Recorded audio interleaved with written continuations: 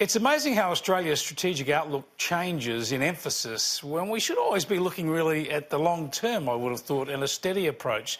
The idea that we should be looking to boost our northern defences seems so obvious that it need not be said.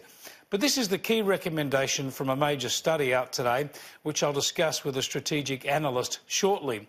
The problem here is not that it hasn't always been obvious that a defence security blanket across our north is crucial. That's certainly been the case since before the Second World War. Now, of course, with our vast and sparsely populated northern coastline cheek by jowl against Southeast Asia, we abut nations with unstable political environments, nations struggling against terrorist elements, nations with separatist movements, and nations with rapidly rising economic and strategic aspirations. Of course, we need to ensure our north is properly garrisoned, and we need to also make sure that our great ally, the US, is suitably ensconced in those garrisons, such as the US Marine rotations that run through Darwin.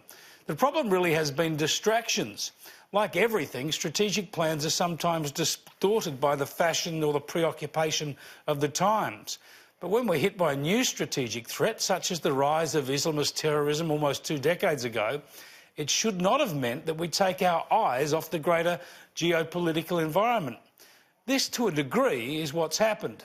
Busy in the Middle East, we've taken our time and our eye off the ball in the Pacific. We've been busy dealing also with Islamist terrorism. We might have overlooked the expansionism of China in the East Asian hemisphere.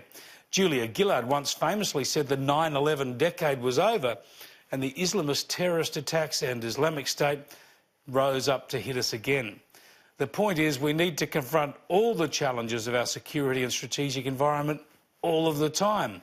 A new threat doesn't eliminate the long-standing threats, and ensuring we are sufficiently resourced and sophisticated in our defence arrangements across the north of Australia ought to be a staple of government and defence and security planning and spending for the foreseeable future. No government can ever have an excuse for leaving us exposed to our north.